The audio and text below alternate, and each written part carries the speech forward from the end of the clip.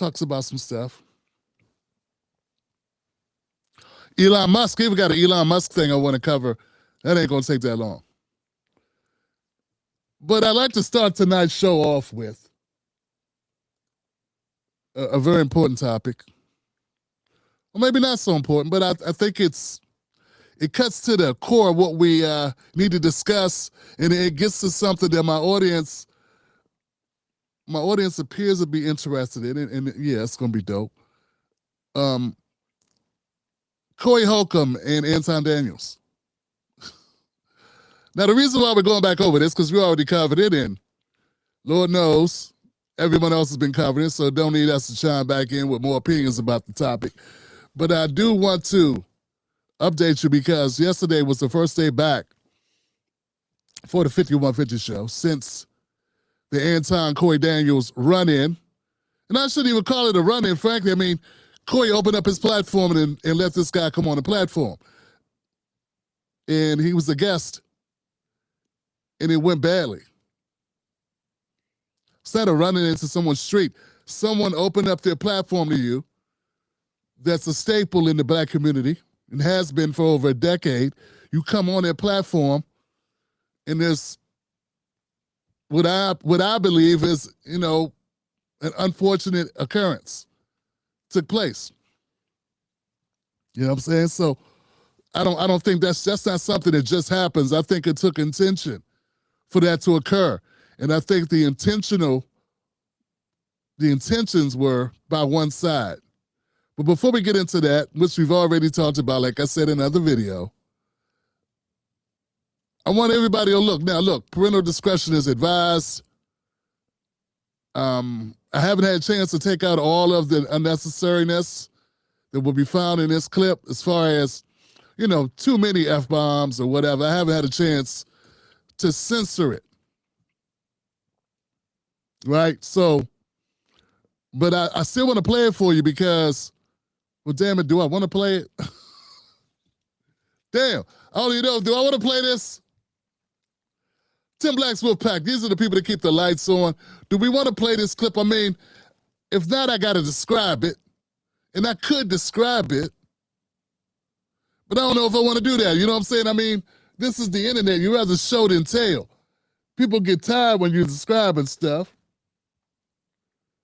Let me go to my comment section, man. Who's out here, man? What's happening? Black Rose is in the building as well as... So we got Black Rose, Elizabeth's in the house. Atheist Miracles in the house. You know what?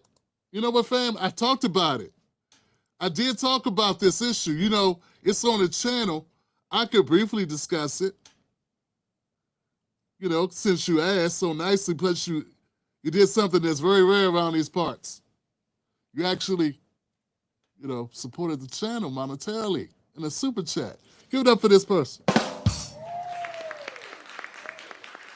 Let's hope it's contagious. And like an epidemic, it becomes contagious. For all don't know, that means rest in peace. No, for all you other rappers, that's R.I.P. For those who don't know, that's called rest in peace. NEP. MD stands for microphone doctor and the capital M, capital O, capital. Man, see, this is what happens. It's crazy what happens to Gen X, man. We get older, but we still remember all the lyrics to all the songs we grew up with. I'm not the only one, right? There's other ones. You guys, just for no reason, you just be like, here's a little story you have to tell. It just comes to you. It's not intentional. But it's just, we're going to always be in our heads breakdancing and beatboxing. He's a #1 fan. Yes, I am. 6'3", maybe a quarter of an inch bigger. You're not there, but still a unique figure. Someone said, yeah, Tim, play it. Okay, man, thank you. Thank you, Miscellaneous Variety. Miscellaneous Variety said, play it, Tim Black. Okay, so there we go. Anybody else chime in? We got ones that, you know what, make it easy. Ones mean yes, zeros mean no. Should we play the Corey Holcomb clip? If you say yes, give me a 1. If you can't handle it, you think it's too over the top, even though you don't know what it is. But just the fact that I'm hesitating, you know how I go sometimes. Give me a 0. And with the 0, I'll give you the rundown. Now, let me go to my friend who just gave a super chat. Allow me to address the TYT thing with Rashad Ritchie. You know, how I feel about Rashad Ritchie and the information that's been disclosed by Nate, the lawyer, and KM Jones, you should already know how I feel about it because I'm calling him Rashad Ritchie instead of Dr. Rashad Ritchie for a reason. See, I happen to know a few people that work really hard to get the degrees. Dr. Musa Abdullah is one of those people. Dr. Derek Hamilton's another one of those people. Dr. Cornel West, another one. I've had a number of doctors, Dr. Reverend Robert Turner. These people have come on my channel. And we've had great conversations. Dr. You know, I'm going to hurt myself. Well, not hurt myself, but I'm going to hate myself. I'm not hate myself. I'll be upset with myself. It's been a while. The brother from the reparations book. From here to equality. Someone help me out, man. Someone help me out. Come on here. And all these great doctors come on the channel, and it's disrespectful. We good? We're streaming on. Okay, they're not coming in right now. So the brother,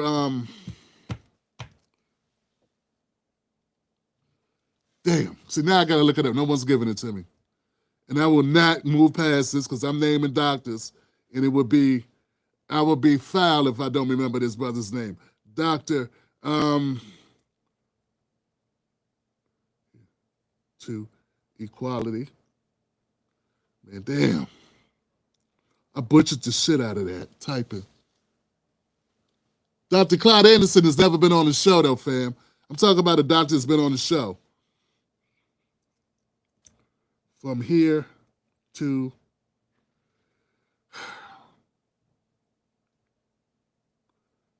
reparations.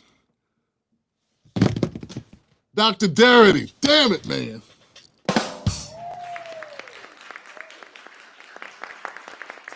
Dr. Sandy Darity, Dr. William D. Dr. Darity, man. I haven't talked to this brother in a minute. I hope he is well. Hope he's well. He's one of the icons I have. So if you're a member of the Tim Black Wolfpack, when you comment on YouTube, right? If you're a YouTube member of the Wolfpack, you get to use these different icons, emojis, and what have you, and avatars. And one of the avatars is Dr. Darity. So I give him homage every time I do a show, as well as several other people that have been on the show. And I just wanted to add him since I was naming doctors. Back to my point. The reason why I got an issue with I have an issue with Rashad Ritchie because I have nothing but respect for my doctors who have been on the show, who have put in the time, the work, the sacrifice to achieve those higher levels of education and then conduct themselves in a way that's not arrogant, not petty, down to earth, real, and working with the people. I mean, I don't pay people to come on my channel. Anybody you've seen came on my channel to talk to you. And all of them came for free. Dr. Rashad Ritchie gets paid a lot of money on TYT. And based on everything I'm seeing, I feel very confident to say the majority of his degrees are bogus. And I do not say, okay, just because Nate is obviously a conservative, it doesn't mean Nate the lawyer is lying. We got to get out this hive mind where if somebody has a different political leaning from you, that everything they say is a lie. That's not necessarily true. People that vote the same way you do, they lie too. Doesn't mean they're not lying, but doesn't mean they are lying. So that's what I'm saying. I think the evidence that's been presented is pretty solid. I mean, who the hell gets 10 degrees in 1 year? I mean, the dude went to the grocery store and picked up degrees. I mean, just keep it real, man.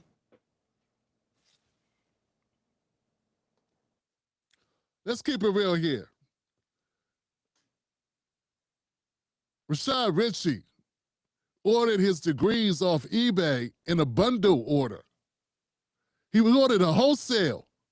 He like loaded his car. What do? Just drive up and just start picking shit? And at the checkout, you got some other degrees you could pick up from like Nigeria or Scotland or some shit. I don't know, but it's the Philippines. Like he just threw shit in the cart. The dude has degrees from institutions that don't exist. He has degrees that the university that gives out, maybe a real university, but they offer no such degree in the discipline or topic subject that Mr. Ritchie claims they've gotten a degree in. And don't tell me this bullshit about, hey man, don't tear down another brother. Man, the brother is lying to everybody every day. You don't have to have degrees to come up here and talk for a living. Maybe you do need a degree to get an award from Barack Obama, though. He got an award from Barack Obama.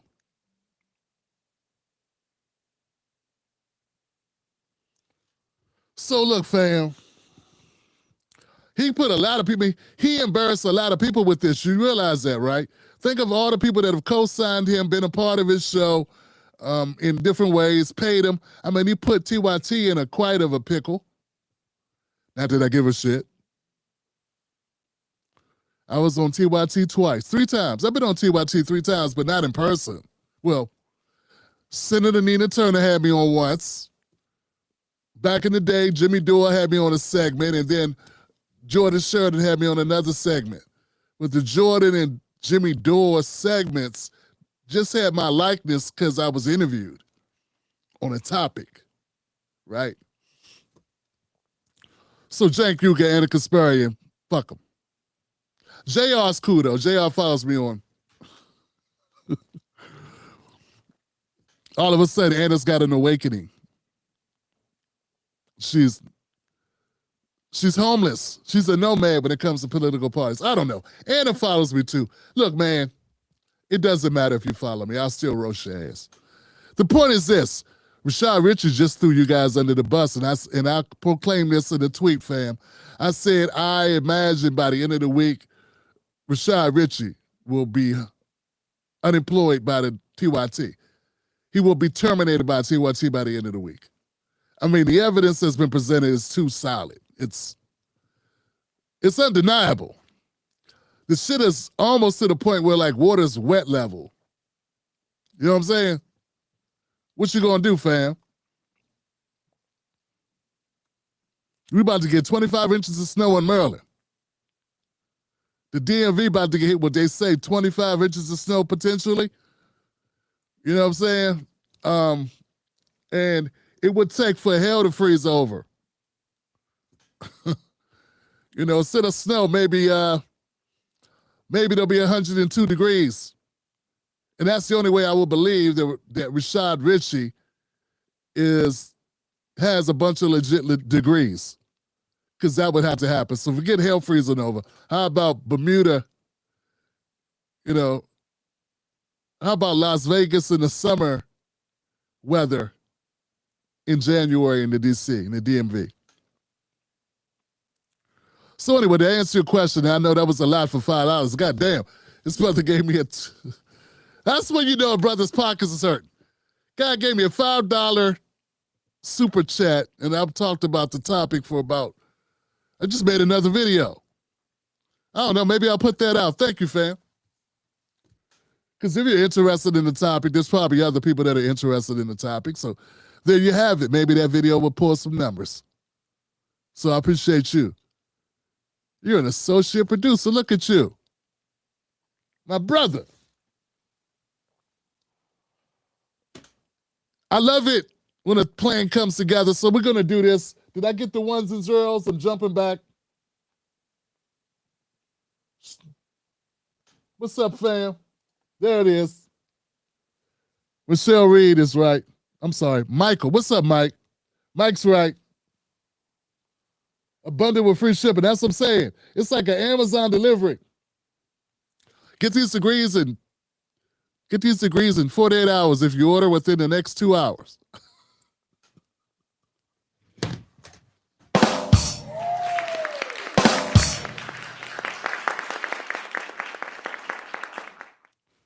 Damn, fam.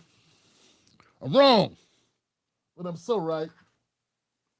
Feels a little dark in here, man. I got on all this black. I have to raise the shit, you know. I have to raise things when I get into editing. You know what I'm saying? Because people say they can't see a brother, man. You know, you want people to see you. It's kind of important when you do video content.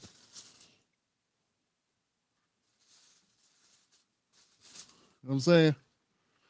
I want to have this mysterious mystique for the dangerous show, but people got to be able to see you, my ass. What's the shadow? Shadow shit ain't working. All right, so looks, man, we got ones and zeros, fan. We doing a Corey Holcomb 1 or 2s? 1 or zeros? 1 or zeros? Corey Holcomb video. We gonna play this. I'm scrolling. Anybody respond? 1. All right, Terry. What's up, Terry V61? Miscellaneous variety 2. There we go. There it is. I got all these ones, fam. All right. There it is. You know what I'm saying? That's what it is. I mean, look, man. Miss Kitty in the house, Elizabeth's in the house. Joe Hunter's in the building. Allie's in the building. You know what I'm saying? I gotta go for it, man. Andre then gave me the Chubb Rock endorsement. Rafad, Ricky.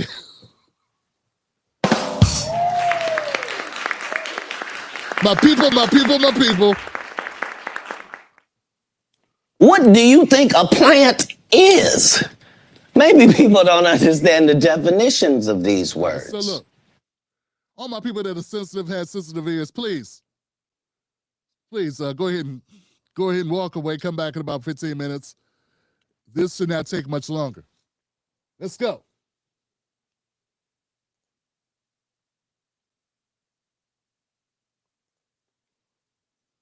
Corey Holcomb.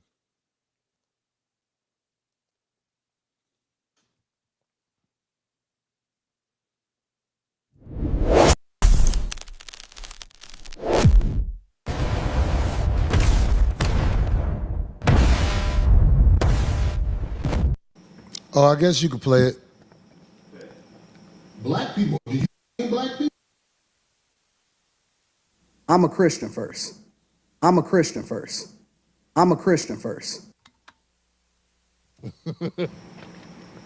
Boy,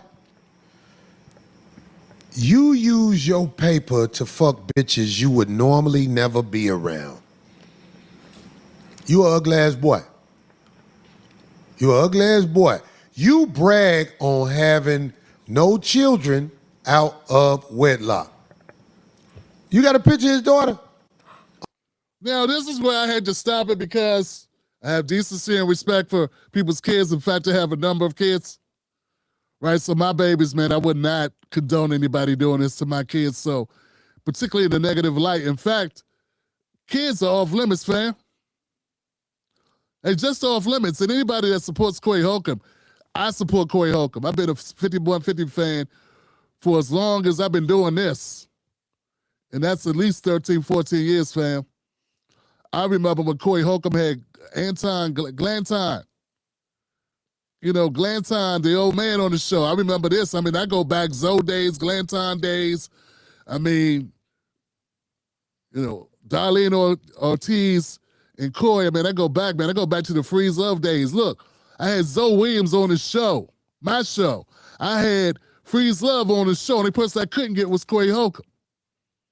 Because at the time, he said my show wasn't big enough. And actually, he may not even know about my show. I had somebody reaching out on my behalf, and they didn't have a verified account, and they didn't have a lot of followers. And Corey was like, look, You got to get your follower game up first. He won't recall this. So, how can I say this? So I'm a diehard 5150 fan supporter, right? I love Corey's comedy. That's one of my go-to comedians, right?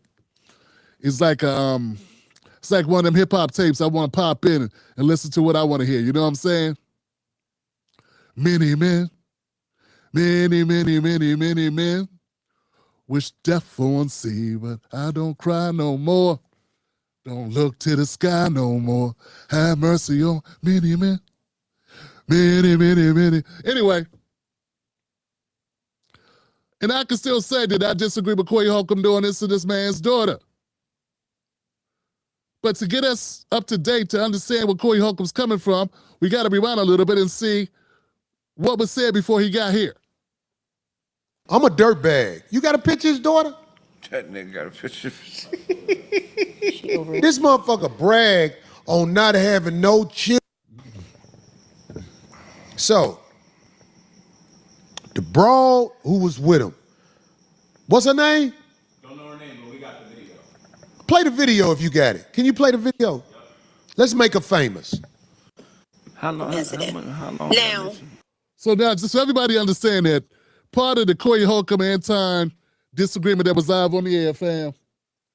This woman came with Anton Daniels to the 5150 studios, and Corey Holcomb, when Anton was leaving, he said, "Here, take the B with you, take her with you."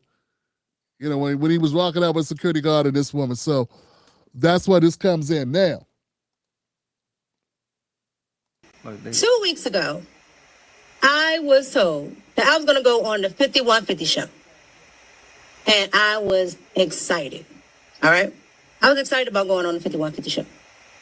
Last Tuesday, I got on a plane to go from D.C. to LA. I got to the 5150 studios at about 8 p.m. Pacific time. I met Corey Holcomb. I was introduced to him. He shook my hand. Then about, I want to say 5 minutes before the actual show started, I was told, I can't go on the show. I said, okay, cool. Then I was told that I could sit on the set, but I have to sit off camera. I said, okay. Now, the worst thing you can do is open your mouth around me. I'm going to be able to cipher who you are. Young lady, as soon as you ride on the lot, it's cameras. As soon as you ride on the lot, it's cameras. I'm gonna put you on the spot right now, D. Okay. I'm gonna put you on the spot. You saw them get out the car, right? Yeah, I was in my car still. What did you observe when they got out the car about their energy together? It was interesting for sure because, you know, to me, if you're walking up on somebody new, you freely introduce the whole crew. Right. And I walked right up to him and he said, "Oh, Miss Darlene," or Miss D, whatever he said, gave me a handshake, what have you. Said, "I'm not a handshaker, I'm a hugger." So we hugged.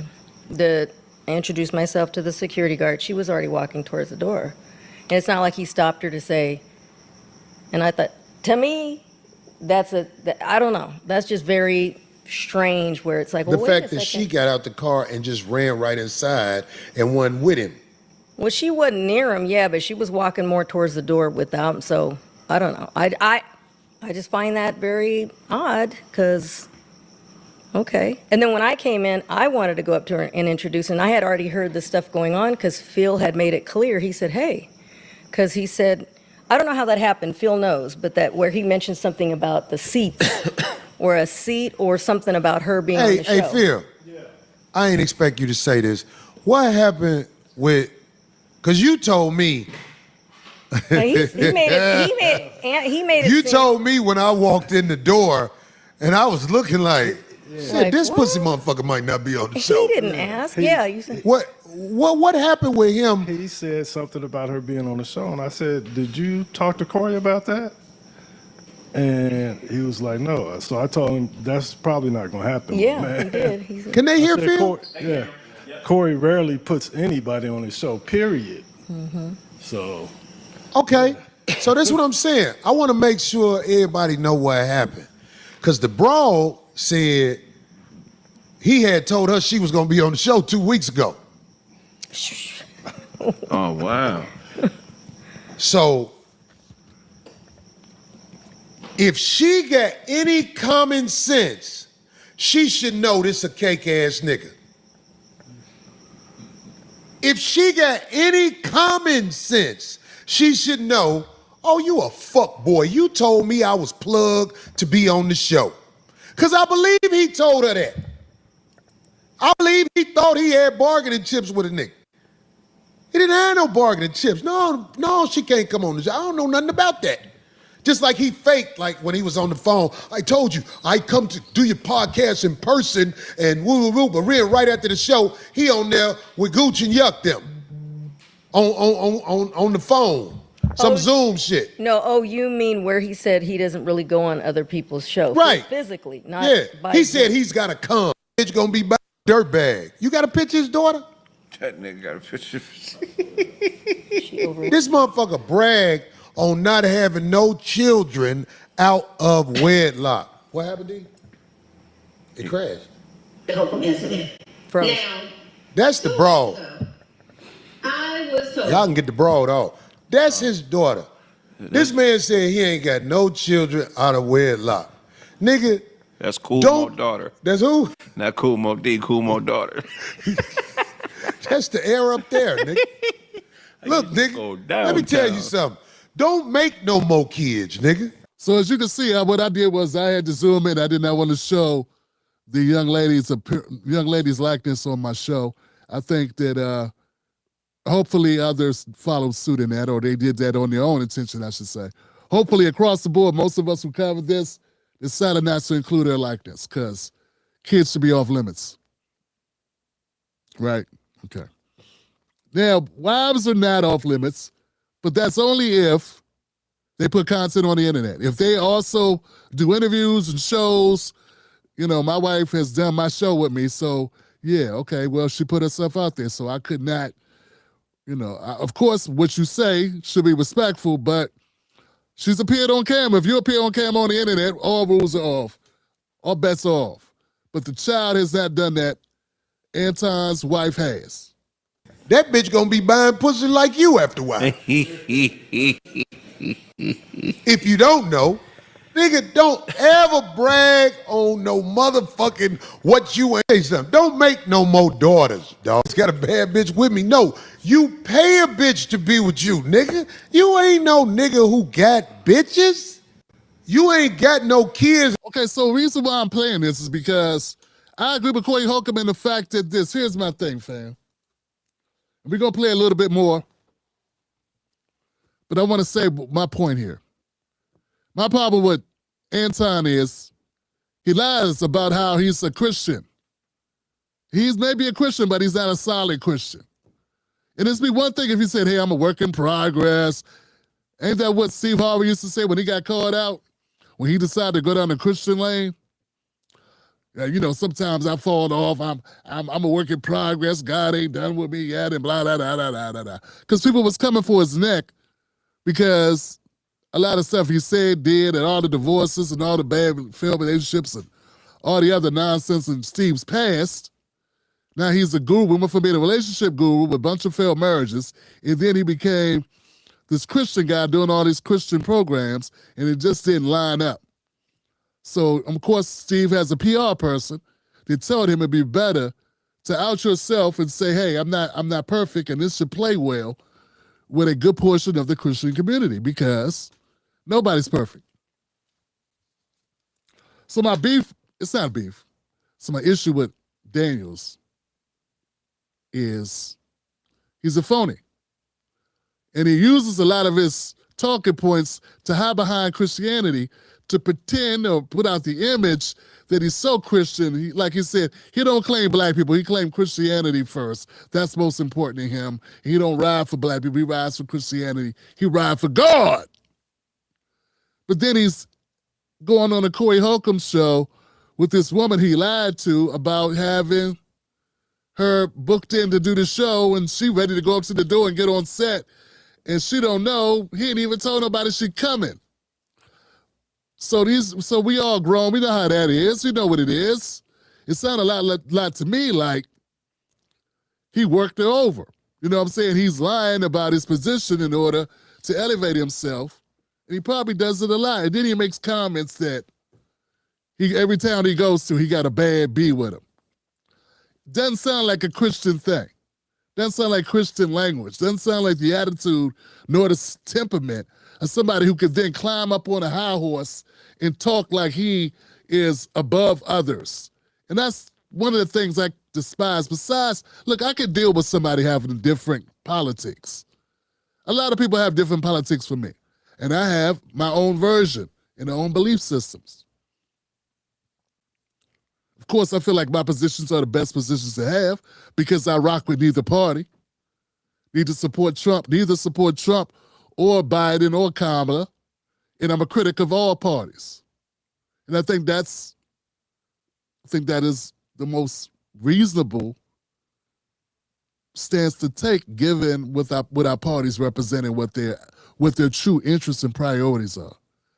But see, that's not Anton Daniels. This guy, he cosplays like a conservative, biblical conservative, whatever that's called. There's a word for it. And then he does not conduct himself that way in real life. He's talking about fighting Corey. He's still, for the last 7 days since the show, the guy been selling wolf tickets, somebody he would have beat Corey up. This is not Christian talk. This is not even in the heat of the moment anymore. In the heat of the moment, people can come outside themselves.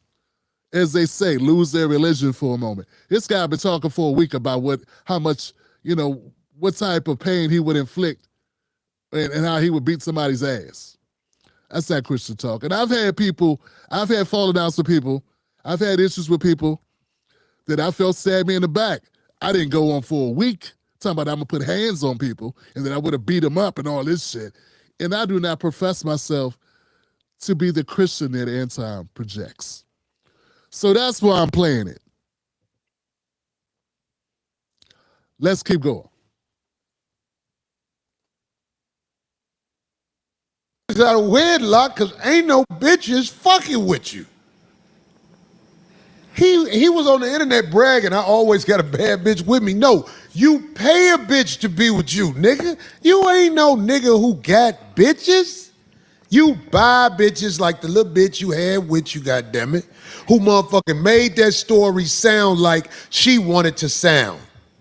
I got to town Tuesday. Did you get to town Tuesday? Or was you in Vegas with him? I don't know.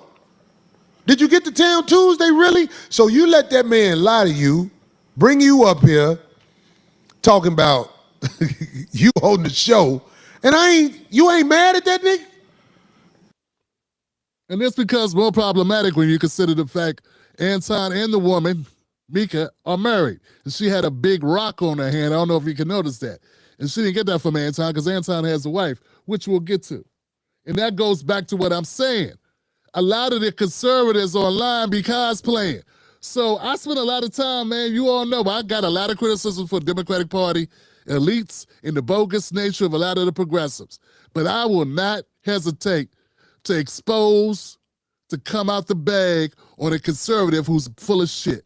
And that's exactly what I believe Anton Daniels is. Corey Holcomb is a comedian. He's divorced. He ain't hiding behind, he loves the scripture and the Bible, and he's a family man, and he got his kids, he never done this, he don't cheat, and he this guy, he that guy. He up here giving relationship advice and booking people on his shows, mostly younger than him, where he cuts them off and talks like he's like arrogant, like he's above the fray. And this guy's doing everything, or a lot of everything, that you would say was not the way to go to be a positive black man in America.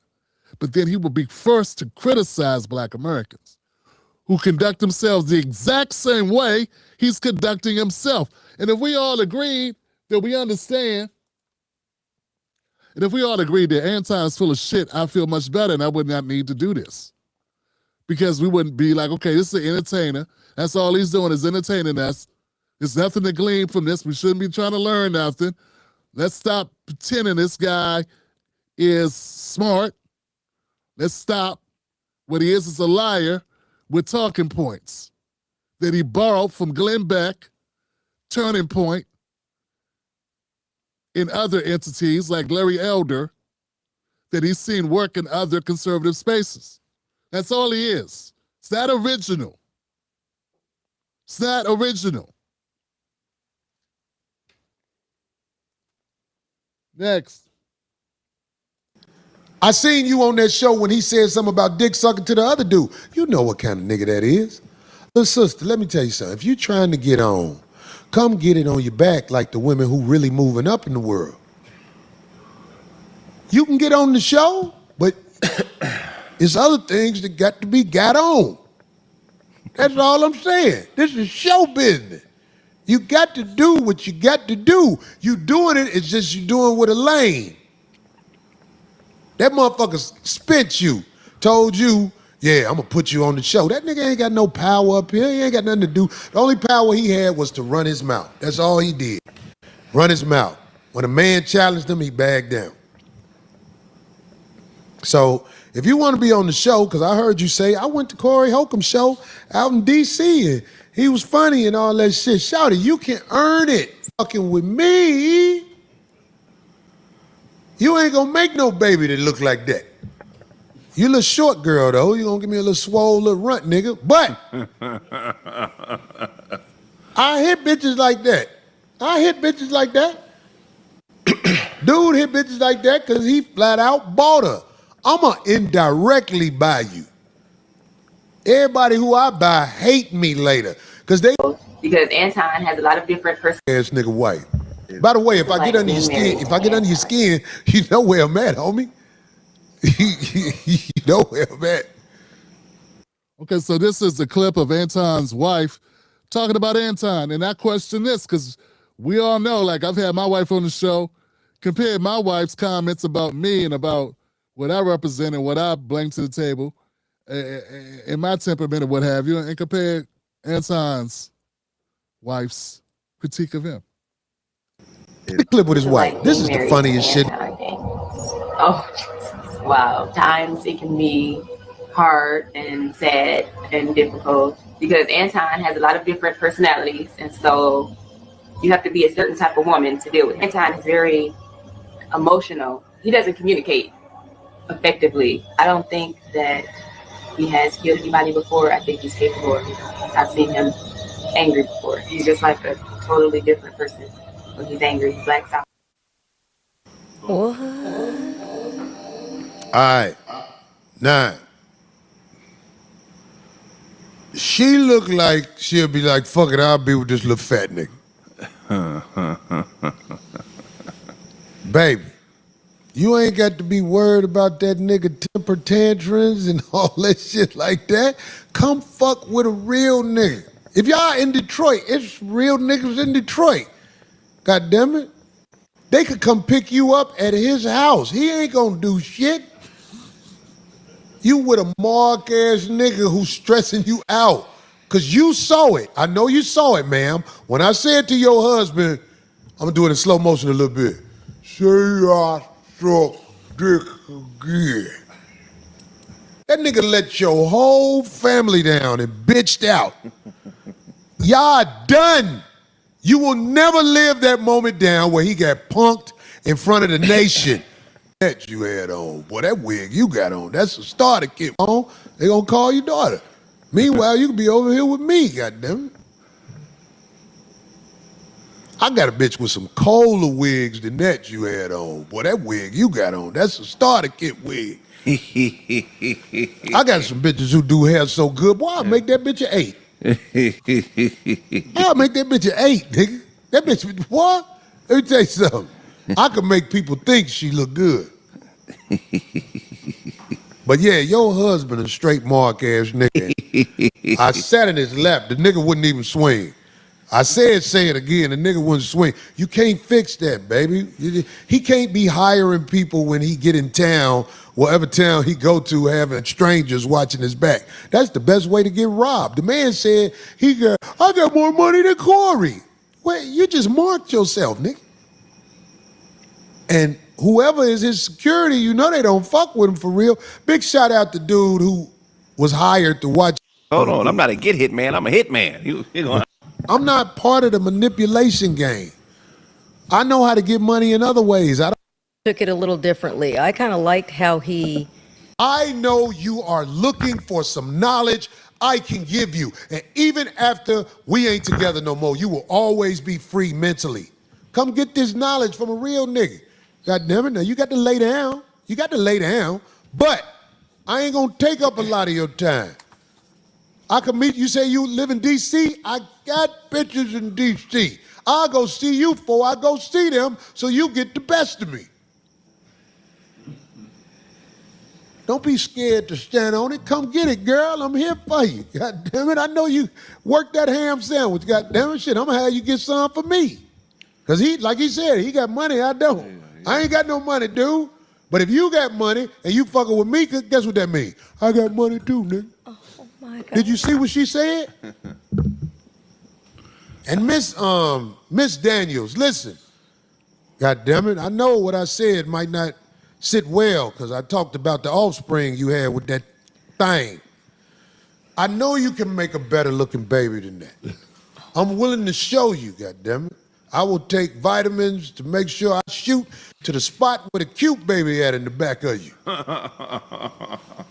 Y'all come see me and leave that little runt alone. I'm the man. You won't be crashing out on the internet, Miss Daniels, talking about, I don't know what about him. And I'm going to hook your wig up and I'm going to knock it down where that other hair at. This is 5150, homie. This ain't that nonsense. It's real life. Even though people would say I'm joking, you know it's real. You don't have to be suffered with no little bitty man walking up to multiple men talking about dick sucking. That's a sissy. That's a sissy. I'm telling you.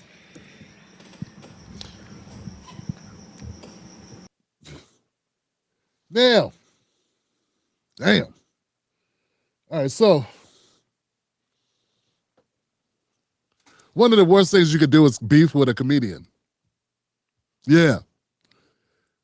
Yeah, you don't go beef with a comedian, man. Especially not a comedian that is seriously like a track record of going there. He went there and got a t-shirt, took a whole roll of film, if they still sell film. He went there and stayed a week. He didn't just go there. He went there and stayed a week. He went and bought property. Listen, man. So I saw some people commenting about this. Brother from Urban Politics, he commented on it. And I understand his point of view on it, and I agree with him that, the babies are off limits. You don't talk about people's kids, so I've already said that's not appropriate, you know what I'm saying?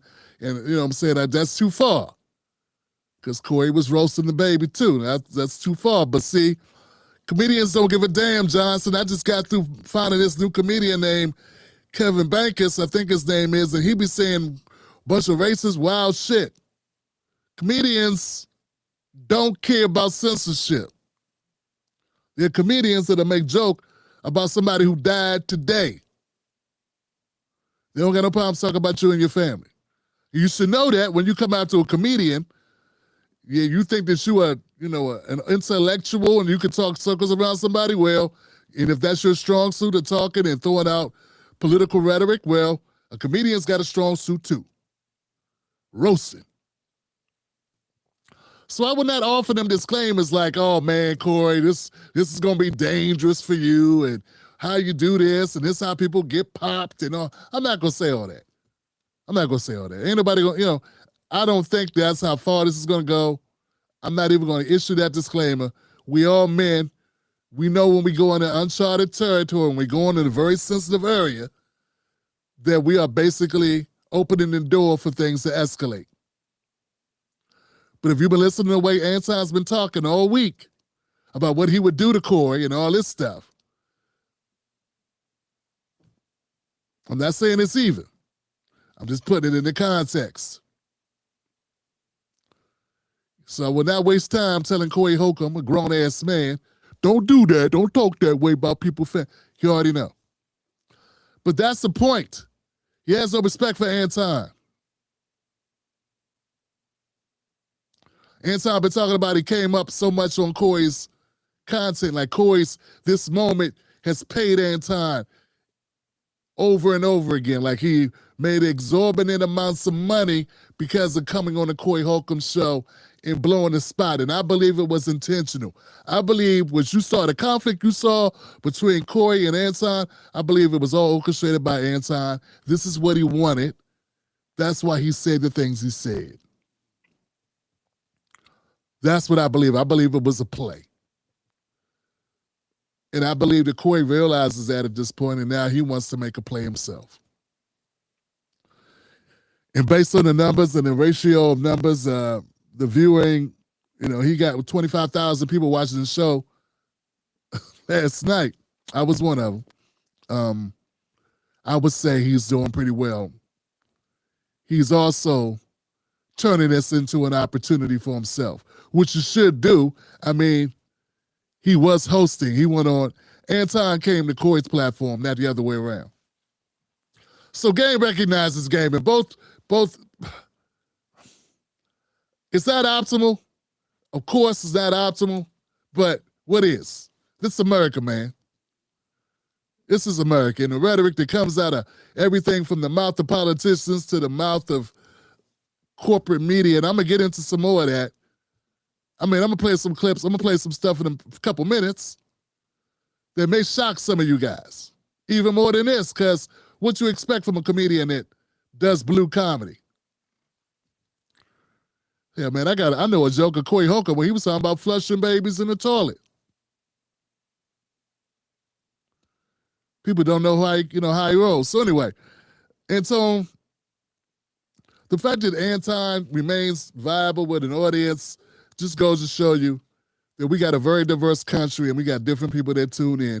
And Anton's audience, even though Anton says he ain't black, he a Christian, someone said that's the same thing Roland says. Who says I rock with Roland's philosophy? I don't. He used that against Richard Spencer. I'm assuming that's where it came from, and it sounded like a good thing to say to rebuke or retort to Richard Spencer. But then you go, what was Roland Martin doing with the known white nationalists on his show? He wouldn't even do that today. He wouldn't bring on Nick Fuentes, other than for viewership. That's off topic. Who cares, Tim? Look, I'm glad this conversation or the beef with Anton and Corey, I'll be glad when it's over, but it was fun to watch.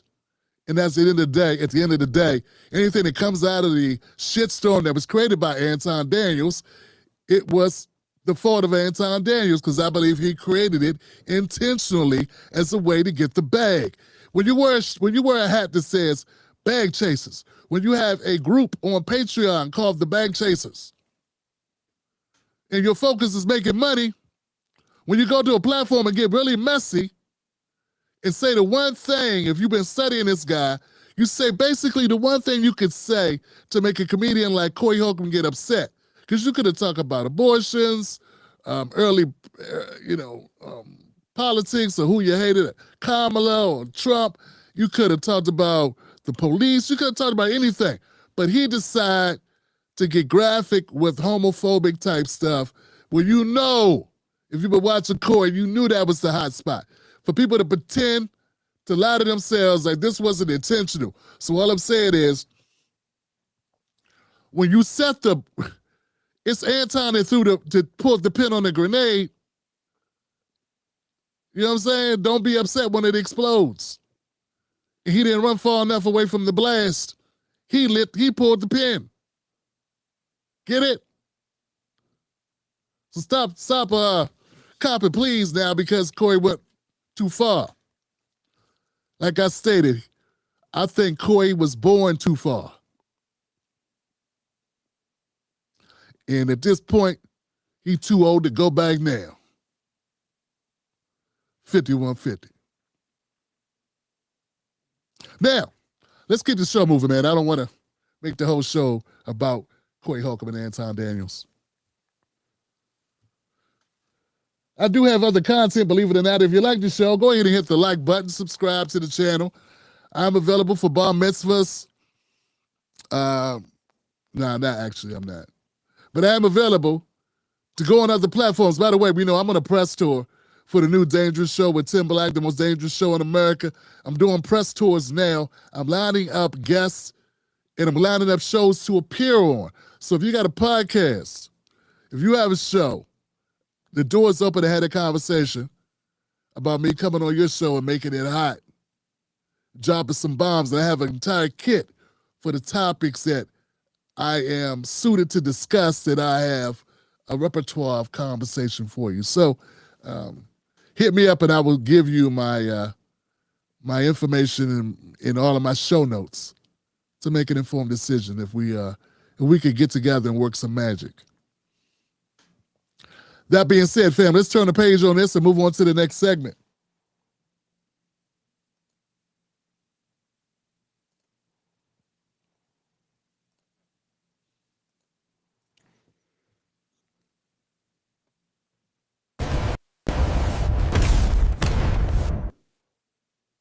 Okay, this is a good one. This new segment is going to shock my people. If you're a familiar person to the Tim Black Show, this segment will shock you. It's Jasmine Crockett, but something I hadn't seen from her before. Check this out.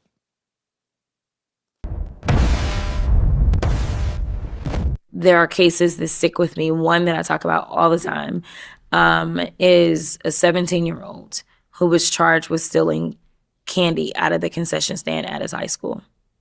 I did not know that Texas was only one of 5 states that at the age of 17, you are automatically considered an adult, but only for criminal justice purposes. And so what that meant was that this was considered a felony of burglary of a building. And that's not how, yes, that's the face.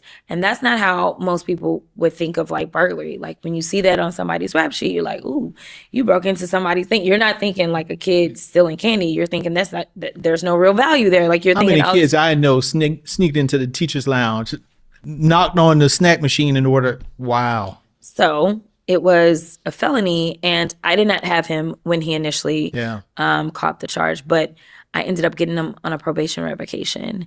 And this was because he was a high school kid whose mom was a single mom who was doing everything that she could to make sure she could keep a roof over their head. And so ultimately, he was not making it to his appointments with his probation officer. He hadn't picked up any new offenses or anything. And the judge decided to revoke his probation and give him a maximum sentence. And I was just like, this ain't right. Yeah. And I was like, I can't do enough fighting one case at a time. I have to rewrite the laws. Okay. Now, when I listened to this clip, the first instinct was, this is new. I haven't heard her talk about this before. And I've covered a lot of Jasmine Crockett. As you know, on this channel, I've been a fierce critic of Jasmine Crockett for good reason. Typically, she ain't talking about nothing except Donald Trump and, undocumented immigrants. That's it. And if it's not that, she's talking about trans kids. And if it's not that, she's talking about how hard it is to be a black woman in Congress.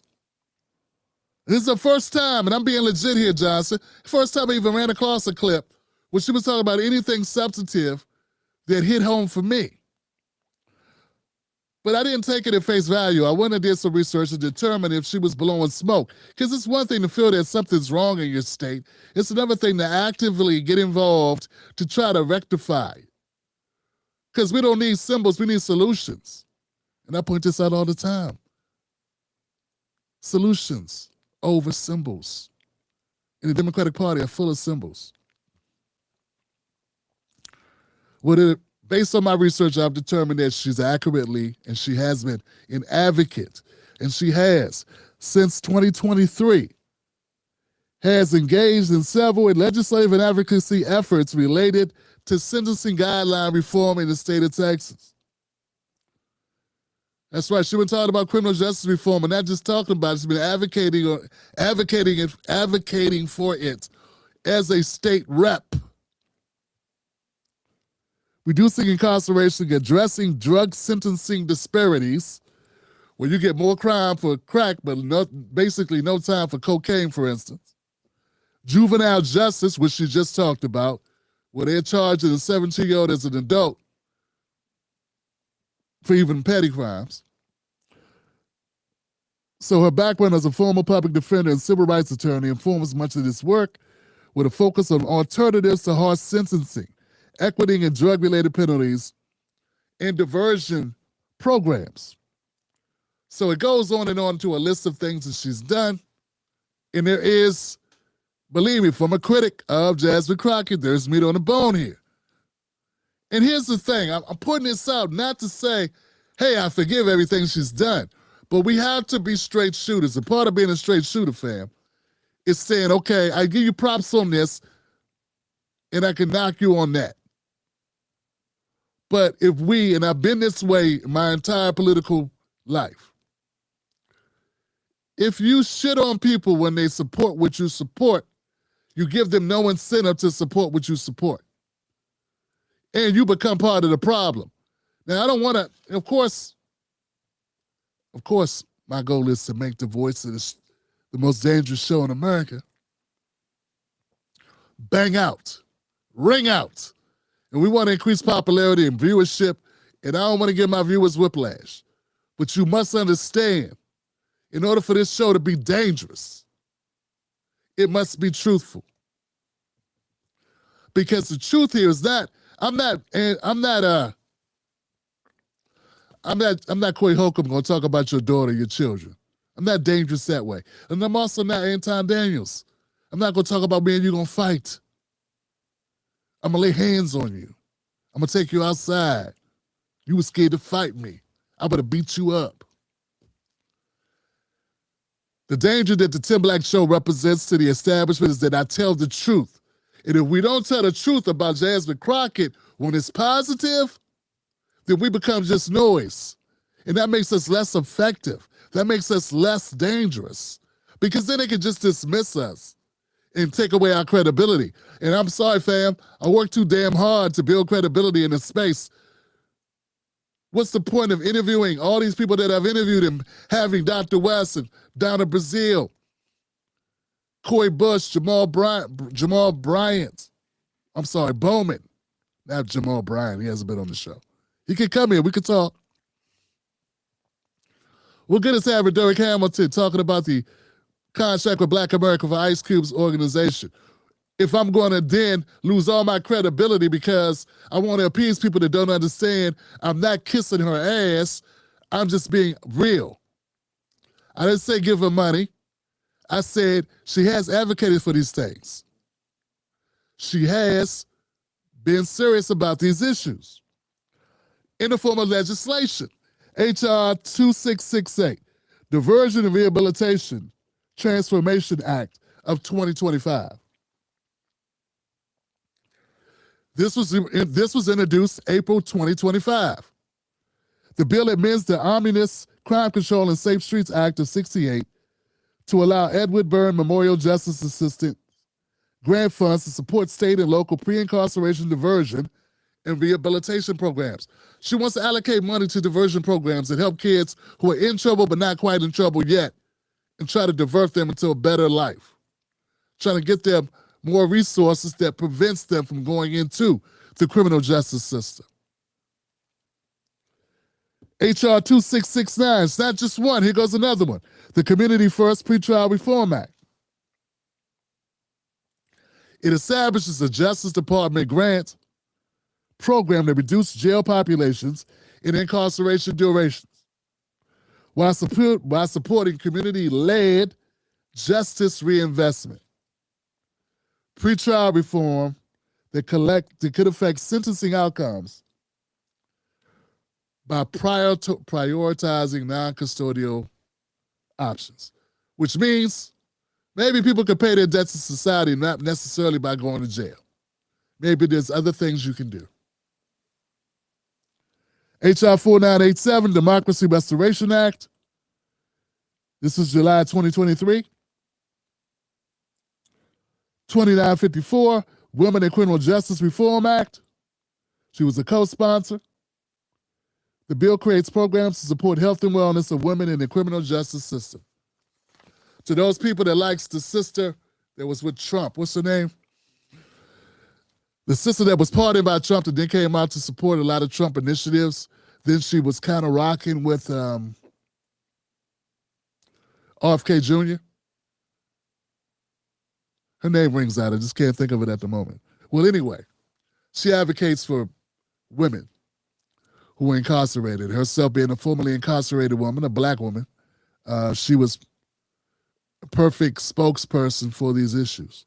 It sounds like sort of the same thing Jasmine Crockett, Representative Crockett is focused on. And then, of course, there's a lot of conversations. She said some statements on the House floor. There's committee work she's done. What I'm saying is there is a list of advocacy, support, actual work that she's been putting in around these issues. Now, here's the reason, the ultimate reason for me saying these things. It is not to defend Jasmine Crockett from criticism. We're going to criticize her. I will continue to criticize her. I'm like that dog that was chasing that other dog or chasing that rabbit. I'll be chasing you again tomorrow. But here's the thing. When someone does the right thing, we got to support that. We got to address that. And we got to give props where it's due. But this is even more important than giving props. Why is it that I know about all the crazy hijinks? Why is it that I know about all the hijinks to Jasmine Crockett, all her soundbite moments, all the crazy shit, the run-ins with Marjorie Taylor Greene, the attacks at Trump, and I know nothing about this shit? Why is that? Because that's all that's getting the air. It's sort of like that's the reason why Anton did what he did. He went below the boat on Corey Holcomb because that's what sells. Don't nobody want to hear no substantive stuff. I mean, they say they want to hear it, but then it doesn't go viral, does it? You can't build a name then, can you? So Jasmine Crockett's name, she's being used by the system, used by the Democrats, and the algorithms use her, and they're not going to elevate her talking about prison reform. They're not going to advocate her trying to fight the disparities in drug usage, trying to help with diversion programs for youth, for young people in the state of Texas. But no, they're going to go over heels over that time she dropped an F-bomb about Trump. So I'm just pointing out, when I criticize individuals up here, always got to remember that it's important for me to come back and remind you that the system is garbage too. In fact, some of the actions that we see will give us a narrative based on our shitty system that may make objects appear bigger than they are. And don't get it twisted, no one's a saint. Jasmine Crockett know how that shit runs.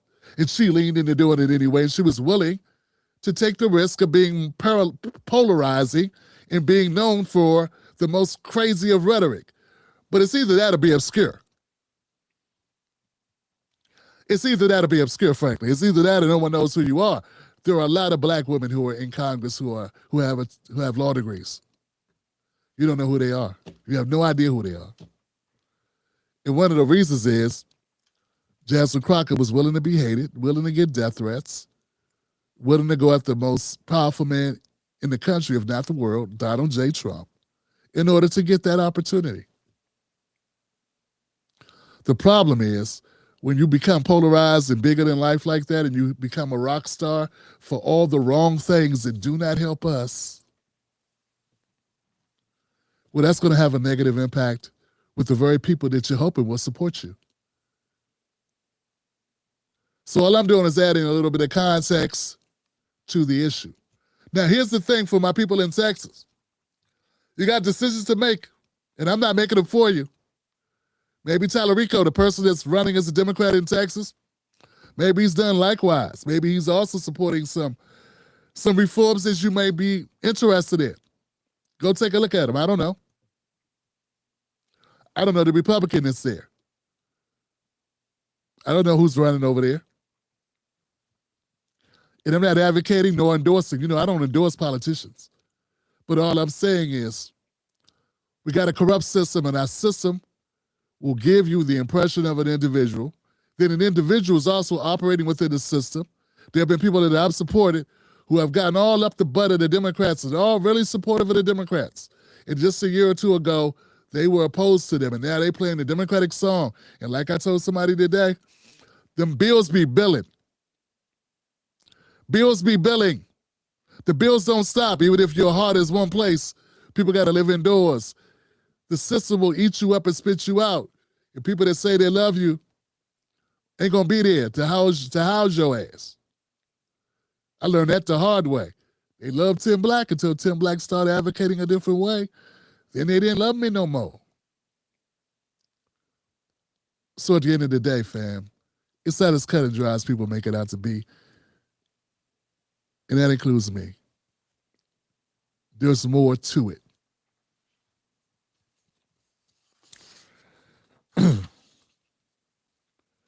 I am not a comedian, though I tell jokes from time to time, and I've done some comedy work. But I can't just chalk it all up to comedy and keep it moving. Corey Holcomb can. And I felt it was only the decent thing to do than to cover this, point it out media as well, and say, if they wanted her to be a real Black icon, it was actually doing positive things for her community, they would have focused on these things here that I just listed. So what do they really want from a sister? The show. The volume. The antics.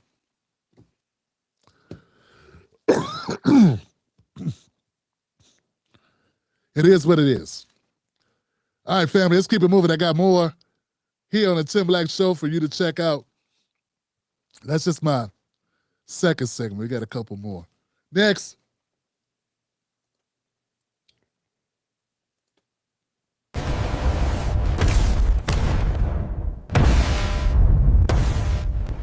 City's parking meters has been sold to another private company. The Johnson administration considered buying the meters back, but the mayor said the sale price was way too expensive.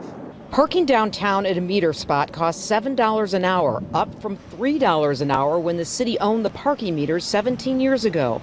In what has been called a disastrous, lopsided 75-year deal, then Mayor Richard M. Daley sold the meters to a private company for $1.15 billion. They made about $2 billion in earnings, basically a year ago, or a little over a year ago. So they've already made their money back.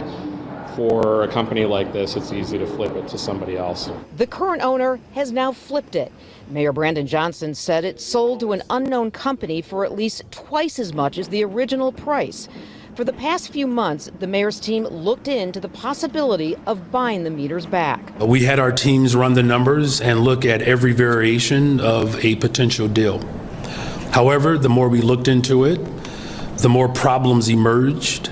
Johnson says had the city bought the parking meters back, 100% of the parking revenues would be dedicated to paying off debt, which he says would eliminate the flexibility to lower rates or reduce the number of some parking meters. Whatever reason, parking habits shifted and revenues were significantly reduced due to changes in user behavior, the city would still be responsible for 100% of the debt repayments.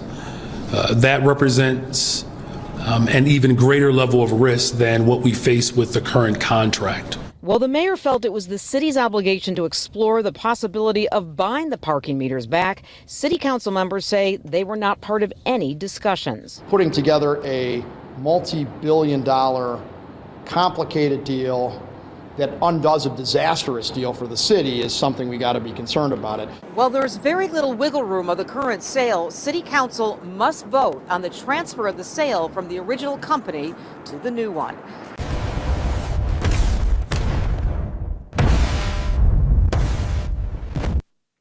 Okay. Now, I'm pretty sure Daley was a Democrat, right? I'm sure Daley was a Democrat. I just got a feeling he was. So here it is, fam. Once again, here we are. Yeah. Once again, here we are with Democrats doing the wrong thing. Now, I don't know, Mayor Daley sold the rights to he sold out the parking meters, downtown parking meters of his own city to a company that made the rates go from $3 to park to $7 to park. It more than doubled the cost of parking. You know, I had a sister that I ran into PR. I think her name is PR. She's on Twitter. We talked on X, I should say. She talked about coming on the show and discussing these issues. Issues surrounding P. Ray. That's it, P. Ray.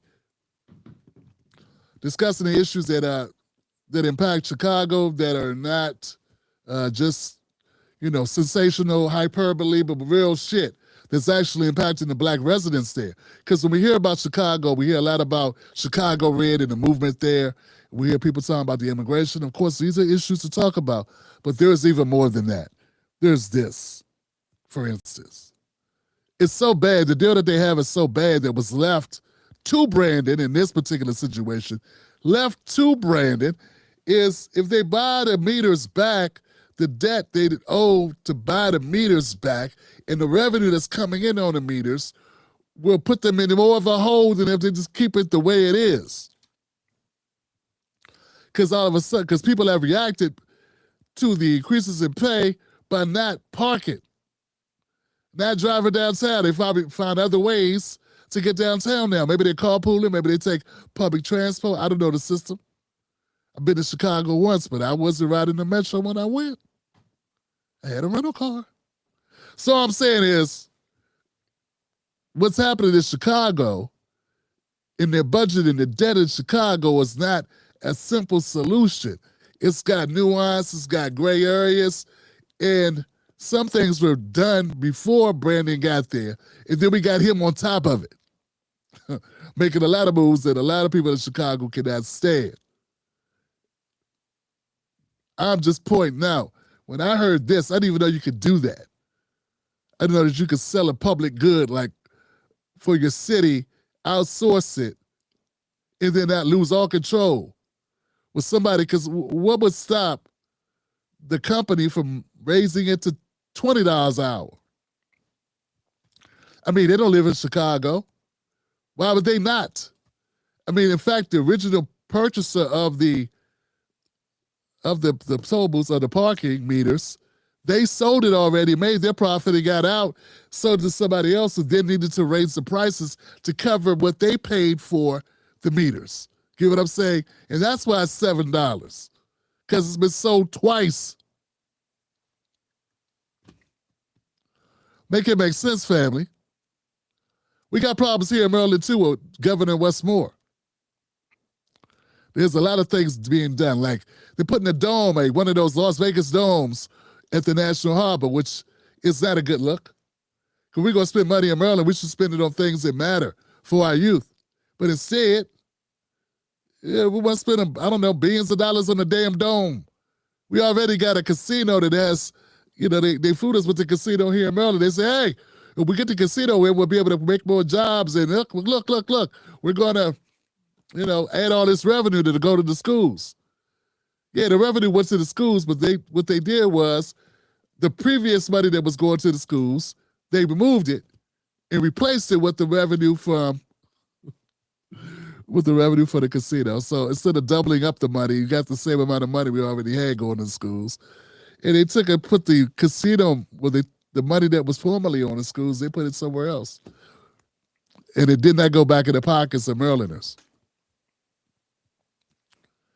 So there's always some BS. And the last thing we really need is a big Las Vegas-style dome at the National Harbor that people be looking at instead of looking at the damn road, which causes accidents in Las Vegas. And I imagine it'll be the same here in Maryland, D.C., and Virginia, as they, ooh, look, bam. So sometimes things seem simplistic. Sometimes they are, but often, more often than not, it's a lot of cobwebs. It's a lot going on. And we got to be willing to address those moments when we know it, when we know there's more to it. Is Brandon Johnson a good mayor? Nah, I don't think he is. Too much virtue signaling, too much soaring rhetoric, too much grandstanding, on platitudes for me. But it's not his fault that the parking meters are high. That one goes to the predecessor. Well, anyway, guys, that's all I got on this one. I just wanted to point it out. Let's keep it moving. You're watching the most dangerous show in America. Why? Because we tell the truth to the best of our ability, and we don't choose sides. We choose truth. We hit them hard when we hit them. Now, I want to keep it moving, though, fam. Believe it or not, I got more. I got more to cover. All right. So, yeah. But station identification break. If you like the content you've gotten tonight on this show, become a member of the Tim Black Wolfpack. Go to jointimblack.com or go to Patreon, Tim's Take Live. You'll see my picture there. And become a member starting at only $5 a month. Show and prove that what we offer is important to you, because it is an honest voice in the sea of a bunch of ass kissing. And also get access to all our content 24/7 and free downloads, free digital downloads of different reports and useful information products that set us apart from other channels. We've done the work, from our ebooks on immigration that substantiate why we have an issue, why we look at the politics of the immigration issue the way we do, to 10 ways that immigration hurts working class Black Americans, to presidential impact and what presidents are able to do without having Congress. So the talking points the Democratic Party spew at us don't make sense, because presidents throughout history have gotten things done without Congress. So we debunk important things. For instance, one of my first ebooks that I offered to the Wolfpack in 2025, actually 2024, was 8 Reasons Kamala Harris would lose. Nailed it. So anyway, that's one of the reasons you should join us, because you get good shit. How about that? All right, guys. Now, let's keep it moving. We got 2 more segments. This segment here is important. We rocking tonight, ain't we, fam? Yeah, man, get more energy when we have less shows per week. I hear of someone whose fashion that I like, and I know that they're a person of color, I try to make it a point. But the clothes have to be available. I think we can all do some work to think about that balance in our wardrobes.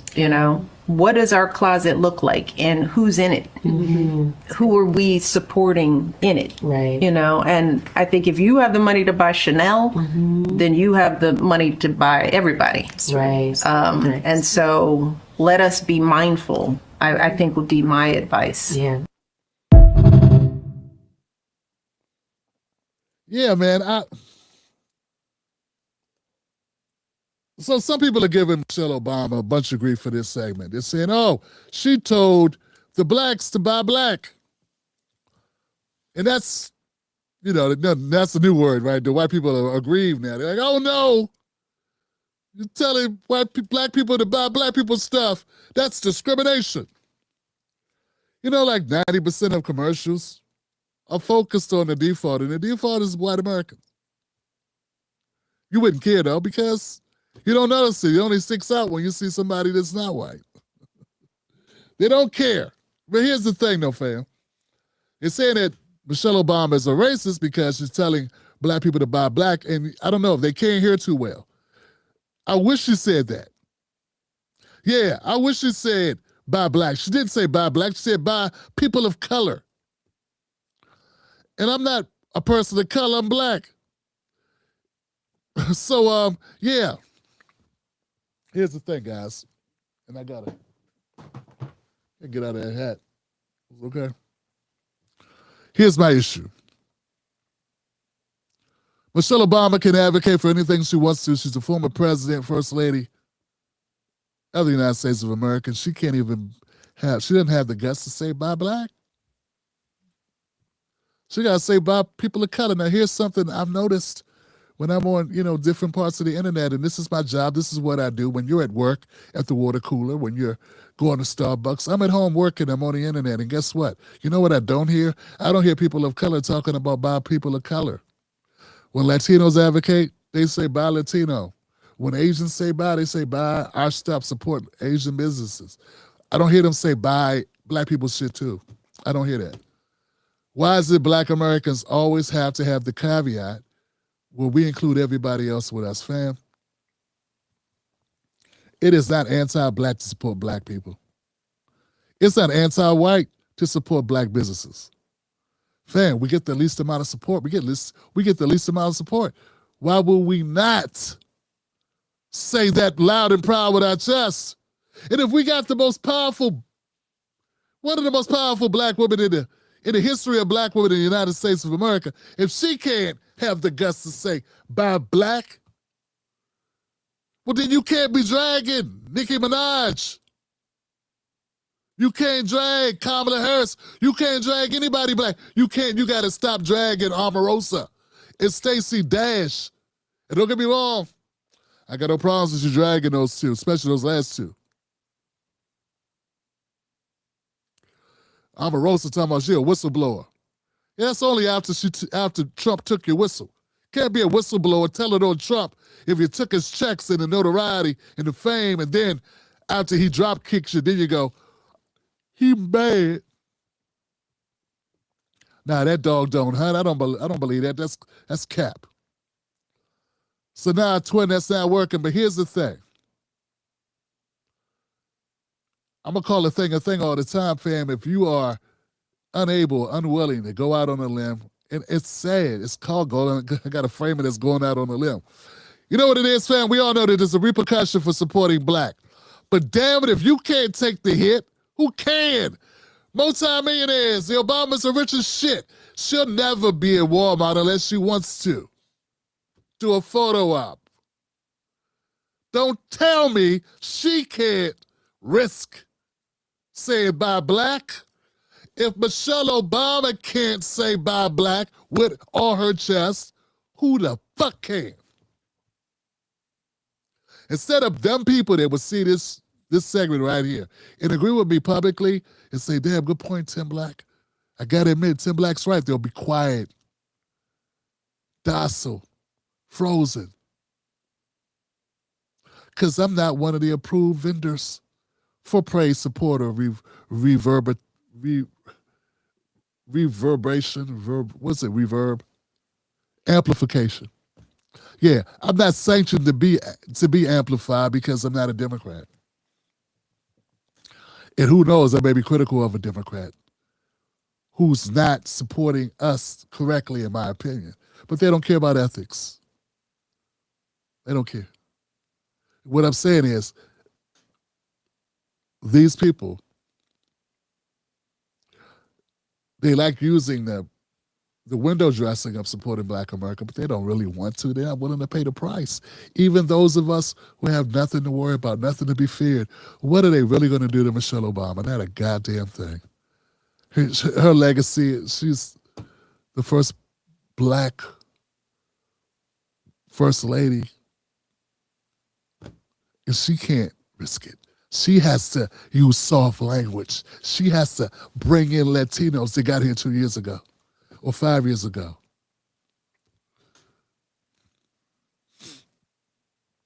I don't know, man. Just any way you slice it, it's disappointing. So for all the people out there that are upset that Michelle Obama said, buy black, she didn't say buy black. If she did, I'd be happy. I'd be clapping it up. She said buy people of color.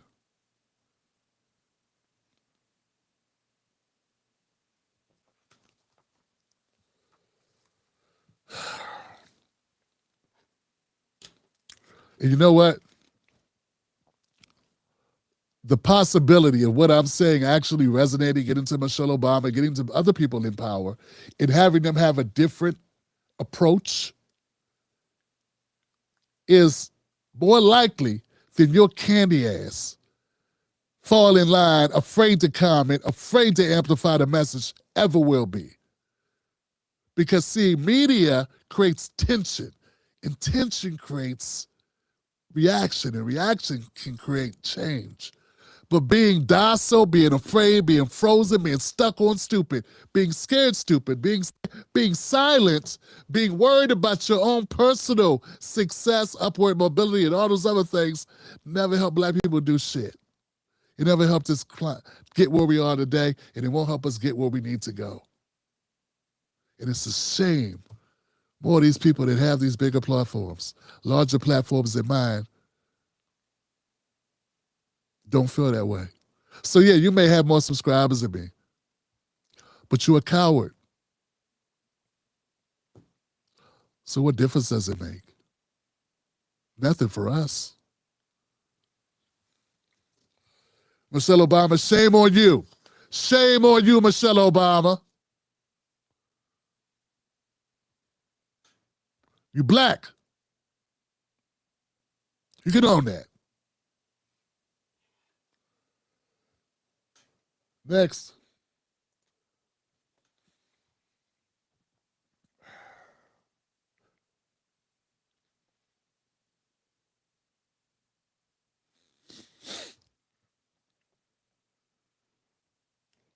You don't think I know that there are going to be people that dislike that I even did that segment? Ask me, do I care? Ask me, am I willing to lose those people? You know the answer. I did so with an open mind, with an open eyes. I know what I'm doing. I made a decision.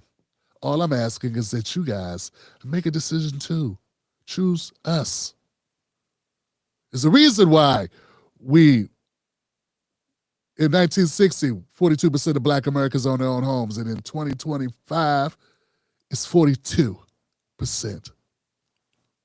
1 percentage point increase.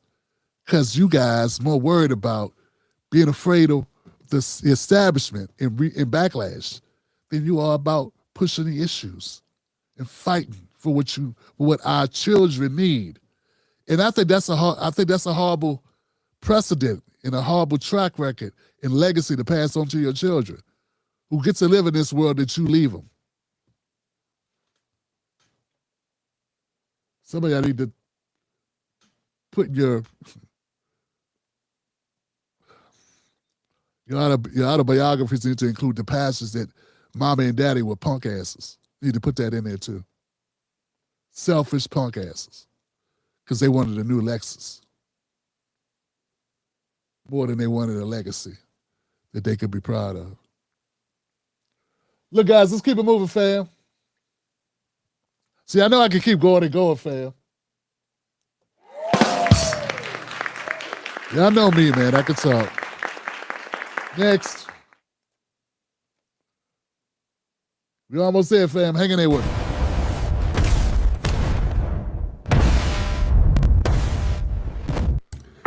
You see this clip of Scott Jennings saying, how are you going to enforce it? How are you going to enforce me not saying the word illegals anymore?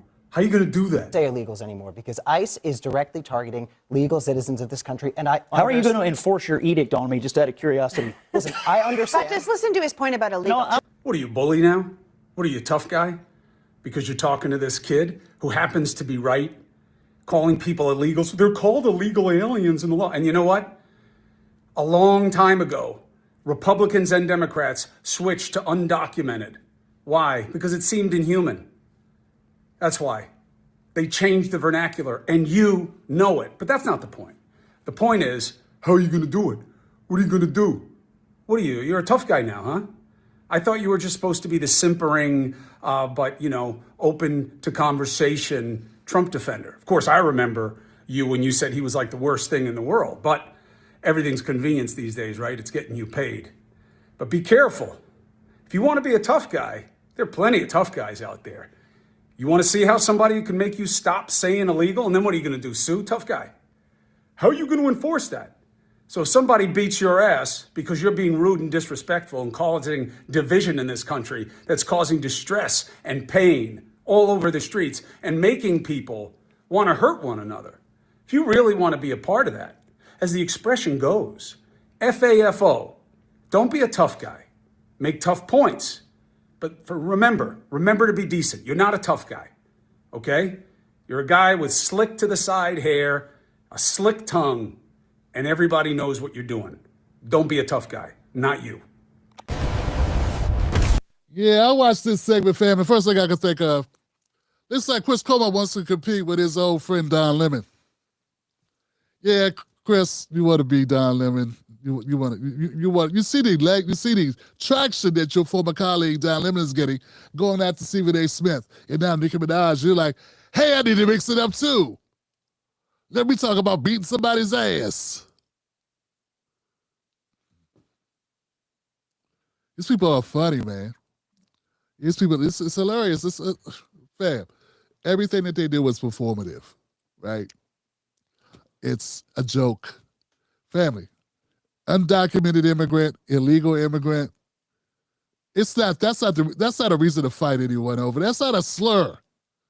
I know you want very badly, Democrats want very badly for those designations, like conditions, to be considered slurs like the N-word. Nothing is like the N-word. Not even Guido. Hey, Chris, Guido's not equal to the N-word. Nothing is, sir. There's nothing you can call anybody, or anybody can call anybody of any walk, any nationality, ethnicity, orientation, gender, whatever, that's going to equal N-word. So just quit it. Let's keep elevating things about immigrants and about the border thing, immigration, trying to get to this sweet spot that works best for Democrats. And you see it for yourself. Gaslighting and overcompensating for nonsense. The reason why people are upset who are afraid or who are upset about their family members, anybody they know are being harassed by cops, anybody who is feeling that way, is because the actual thing of deportations, the actual activities of ICE. It's not the word immigrant or undocumented or illegal. That's not why. No one should beat no one should beat up Scott Jennings because he used the word that. No, they should be upset about being deported or being harassed or the children. And I've seen some stuff that ICE is doing that ain't cool. Of course, I don't know the whole context, and that's the problem with the internet, but it looked like there was a family. The ICE came to the garage and had kids in handcuffs. And when I say kids, I mean like teenagers. Shit like that. You know what I'm saying? And that's not good. And kids are crying and stuff. It just seemed like there's a better way to do things. And if not, it should be. You know what I'm saying? It should be. But when everybody's got a camera, they can start rolling at any time. We really don't know what happened. But it looks bad. And I can say that. And I do advocate for Black Americans. And I do feel, based on my research, my information tells me that immigration does hurt working class Americans, Black Americans. So, yeah, I think we need to do something about it. And I think Biden was a complete asshole when he left that border open. And he did not try to rectify, reform, defund ICE at the same time. So he opened the door and then did not remove the people that are charged with protecting it and collecting people up and putting them back across the border. That's crazy. That's crazy. It's like a setup. But back to this to Chris Cuomo. Let me get back to this. Chris Cuomo.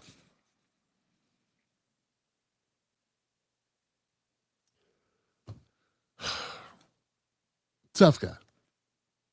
I don't know about that. I definitely do not feel that Scott Jennings is a tough guy. But you want to be the tough guy. It's kind of funny. Oh yeah, here's the point. Here's the thing I wanted to touch on. Now this is for all my young, what we call it, all my young bulls out there, fam. Check this out. I wanted to show you, because when you see a Corey Holcomb and an Anton Daniels, when you see a Tim Black and I don't know, them guys I had beef with that time, who I'm not going to even mention. Whatever. It's been a long time. It's been years. Let sleeping dogs lie. When you see us going at each other online, you go, why do we do this? Why do we do that? I wanted to show you that other groups with other skin tones had beef too. That's all. I want you to see it because you don't watch the content enough to know. We got rich multimillionaires shitting on one another over what someone said on another show that they're not even a part of. They weren't on a segment. The guy's father was a governor, his dad was a governor, and then a mayor. And he's up here, he's a lawyer. He's had primetime shows on multiple networks. And what's he doing? Talking about somebody getting their ass kicked. But of course, we're going to go to Corey, call Corey all types of names and degrade him and how did he go this far and all this shit. But I just want to show you that ignorant or out of pocket or going too far is not exclusive to Black America, no matter what your damn timeline tell you. You don't see shit if you don't look for it. So I wanted to bring it to you so you saw it, so that you know, here goes my evidence. Black comedians go at each other, white comedians go at each other too. You'd have to watch a lot of white comedians and hear them talk shit about one another to hear them do it. You just don't know. You think it's just Cat Williams. Oh, why we don't get it together? Why do we? I just get so tired of Black Americans, my young boys, my young Black men particularly, and there'll be some young sisters too.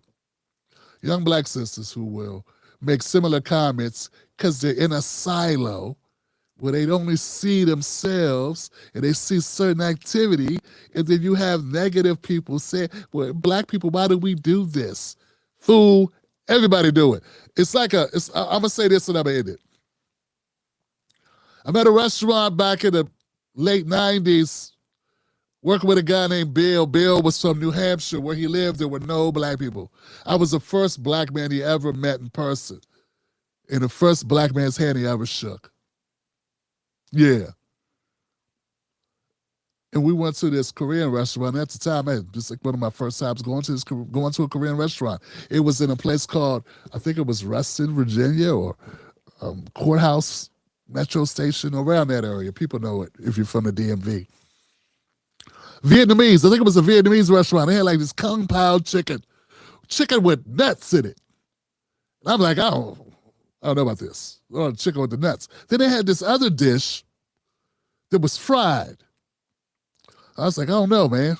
He said, what you want to get, man? I was like, I don't know. He's like, hey, man, Tim, I'm going to get the fried thing. He's like, oh, for real? I said, for real? He said, yeah, man. Hey, Tim.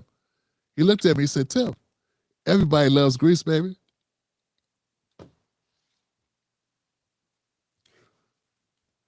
I said, yeah, I hear you, fam. Yeah, everybody does love grease. So, yeah, the point of the story is this. Do yourselves a favor. Do yourself a favor. And at least consider not talking negative about yourself all the time, fam. I know what you need to see. You see Ukraine, you see Russia. They're killing each other. They bombing each other.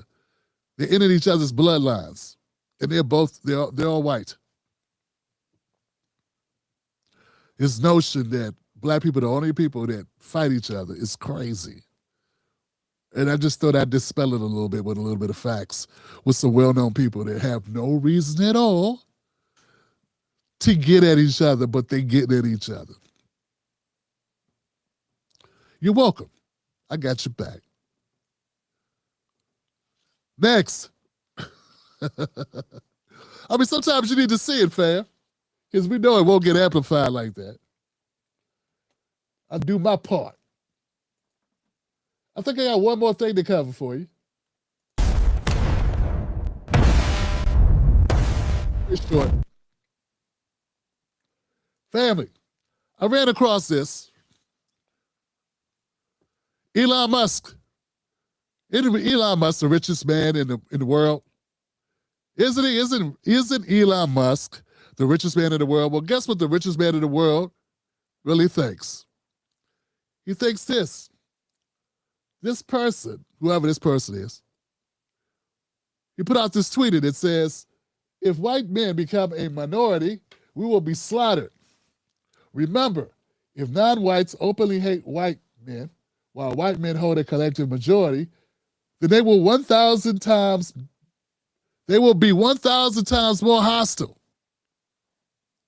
and cruel when they are a majority over whites. White solidarity is the only way to go, I think it is. Something like that. And Elon Musk gave it a 100 and we tweeted it. A little bit more context. This was the original. And as you can see, 12 million views. 12 million. Yeah. That's Elon Musk. That's a verified account. It's not a...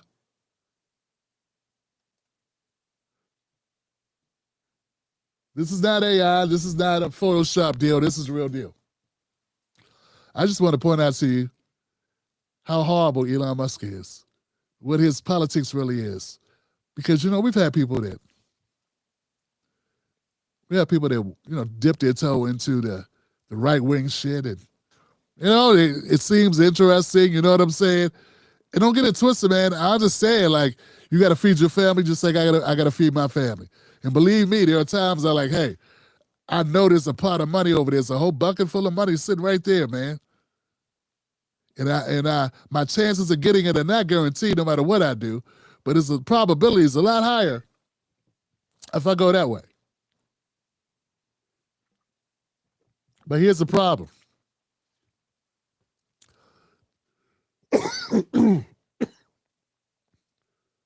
The problem is this.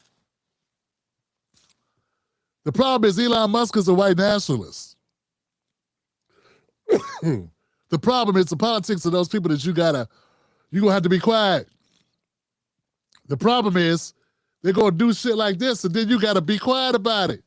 That's the problem. Because at the end of the day, it's not just one compromise you have to do. The compromises never end, is what I'm trying to tell you. So he may say that one thing that one time, you're like, hey, that makes sense. And you say, ooh, plus I can make money. Let me go this way. Fuck them Democrats. And then you run over there. And then now you're over there. You put all your chips over there. And then you hear this guy. And we're not just talking about anybody. We're talking about some broke-ass redneck with $2 in his bank account. And 2 teeth in his mouth. Right? And his refrigerator sitting on his porch. We're talking about the richest man on earth. We tweeting a white nationalist that says, white people got to stay in charge because if not, the black people going to treat us horrible. I wonder why we do that. What reason will we have to do that, Elon? So when people act like they don't know what's going on, they fake the funk, they pretend not to get it, they get it. It's all strategy. When they act like, I don't know. I don't know why black people are so angry. What the problem is. They all know why. So that's the problem I have is that when we have these influencers, and I don't have that much of a problem with the white ones because, fam, I know this business is cutthroat and a lot of white folks just tend to go for the right-wing money because it's easier for them.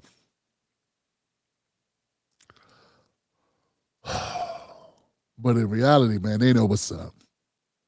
Everybody gets it. And if you're sitting around and you're stunned, if you're surprised, you're the only one surprised. Because this is really how Elon Musk feels. It's his platform. He owns it. He can amplify whatever he wants to amplify. This is what he chooses to amplify. Elon Musk has never amplified anything that was ever pro-black, ever supporting black people, ever. ever. And when you say this is the direction I want to go because it's more advantageous, when you want to be Anton Daniels, when you want to be Officer Tatum, when you want to be Candace Owens, this is what you sign up for. The reality is many of them, when they sign up, they don't realize how bad it is that you have all of this shit, that this comes with it. But I'm just letting you know off the top, it does. And when you go the other way, other things come with that too. When you sign up with the Democrats, they're going to be doing a bunch of symbolic bullshit. You're going to be like, what does hip-hop day got to do with increasing the costs, increasing home ownership in the black community? How does this give us more businesses? How does hip-hop day,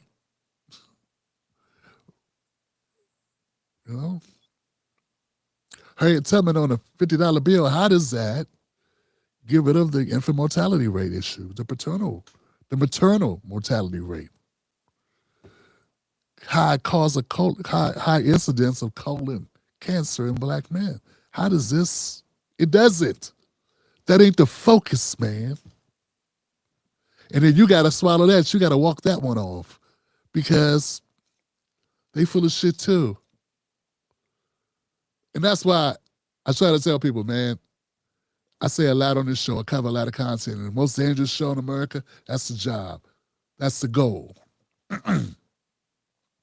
Part of that goal is telling you the damn truth about everything I can. And one of the truest statements I can make to close out this show is, I'm not pushing you to become no Republican or a Democrat. I want you to be informed. I want you to be prepared. And I want you to be independent and make the best decision that you can given the situation of you and your family. And if you do that, there's nothing anybody can say or take from you because that's all you can do in this life. And it ain't going to be perfect.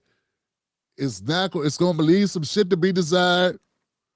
Sometimes they're going to forget your fries. They're going to put ice in the soda when you said no ice. Sometimes it's gonna get the whole wrong order, the whole order wrong. Just wrong order. Just wrong. They're gonna mess around and overcharge you. And that's gonna happen too. But all we can do is all we can do. And my thing is, my only ask is, only you know what you can do, but do it.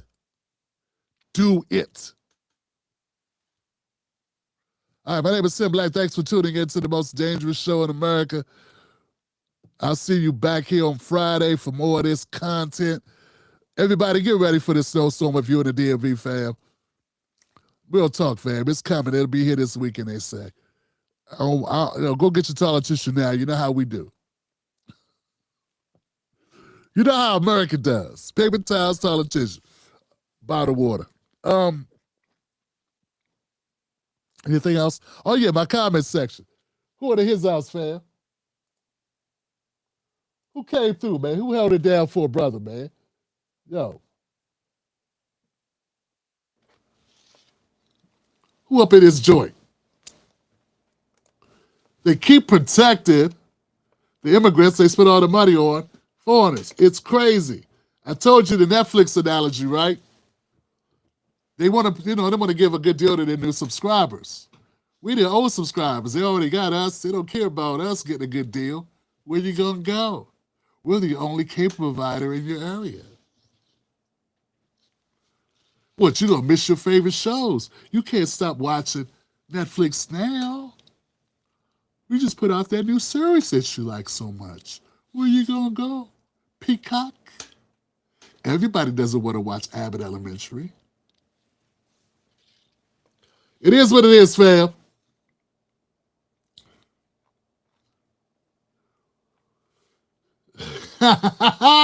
Brandon Johnson's terrible. Exactly. And I agree with you. Let's go to this one. This may be different. I just say the complexities of finding new parking locations, but that would be less stressful than taxing the citizens out of oblivion. Exactly.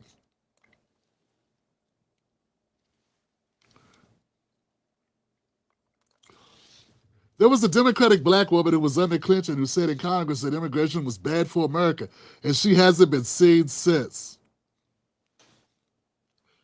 I believe it. I believe it, fam. I love to find her so I can bring her on this show.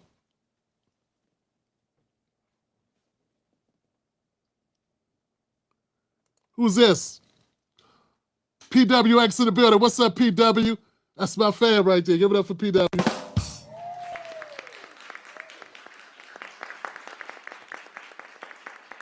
That Run Brothers in the building. Just trying to find new people, man, that I haven't bigged up recently. Comment, guys. Let me give you a shout out. Do I have anybody on Rumble? Let's try Rumble first. Any Rumble people? Any X people? Any Kick people? Any Kick people in the building? Dwayne says, how do you sum is that a myth about black people? Black people on a group of people that are constantly vote Democrat, which is against their self-interest. Yeah. Yeah, that's something, Dwayne. That's something, fam. But see, my thing is, why is it that we also need to also include the context of why that's the case? And part of the context that is the case is that the Voting Rights Act and many of those other rights, those legislations that was passed under Lyndon B. Johnson were legislation to help black Americans. And a large amount of black Americans who were once Republicans moved to the Democratic Party based on that. And then when Reagan doubled down on mass incarceration, we said, oh, good thing we're not over there anymore. And then Clinton came, and he imitated Ronald Reagan. And then black people was like, but he did it so nice. He was such a nice guy. He made it seem like it was our idea that we wanted to be mass incarcerated into oblivion. He made it seem like it was good for us. And a lot of black folks like Jim Clyburn and others, Bernie Sanders, voted for it. And I'm talking about the crime bill, the 3 strikes law. They felt really bad about it, but they had to do it because black people was losing their minds. And I get it, but mama was in the hood, like, couldn't go to her mailbox. But instead of looking at the real reason why mama couldn't go to her mailbox, is focus on the punitive side of it instead of what created the situation that put us in this. So anyway, let's look at context, fam. I agree with you. And I've been very much pushing black America to get away from voting for one party. Nobody else votes for one party 90% of the time. Our time is short as far as being a substantial bloc that can impact elections to the point where we can have a real say and be able to leverage that voting power. It's only got 2 things. You either got money or you got numbers. Money and numbers. And we got to move as a block. And if we don't have black people that are willing to move as a block, then we got nothing. What the Jewish Americans have is they have money and they're willing to move as a block. Asian Americans, they have money. They don't move as a block as much, but they have money. So they can buy they can buy politicians. Look at what the Somalis have done with Ilhan Omar. They fund Ilhan Omar. That's how you know who she is. So we got to either fund somebody, we got to fund politicians, or we got to get behind them. So you gone, fam? I got you, fam.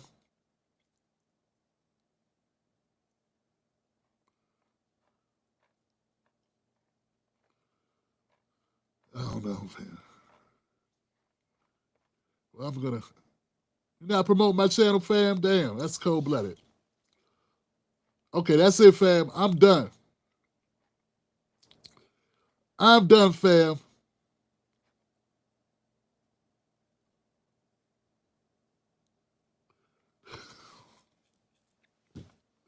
Damn.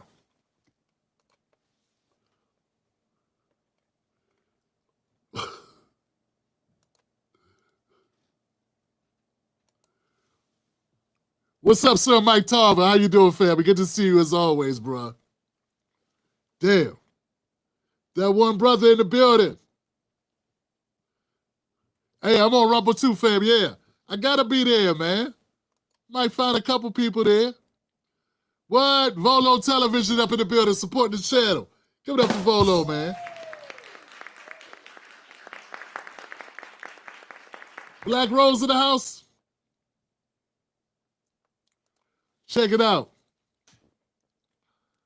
It's your Democrat City Council that created sanctuary cities. Illegal people don't need sanctuary cities, so vote them out of your city and state government positions immediately.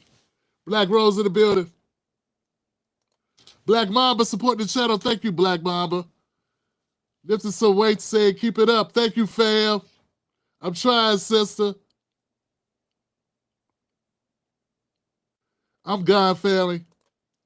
Shout out to my moderators, Black Mamba and Ebony and Buck Bewley. Thank you for supporting the channel. I'll see you guys soon. See you on Friday. Remember, don't let nobody take your cornbread. Stay courageous, be brave, and most of all, stay dangerous. A lot of people got reasons for doing what they do. Here goes mine. Just so we know where everybody's coming from. And I support this message. Now, there you go. I can't wait till it's my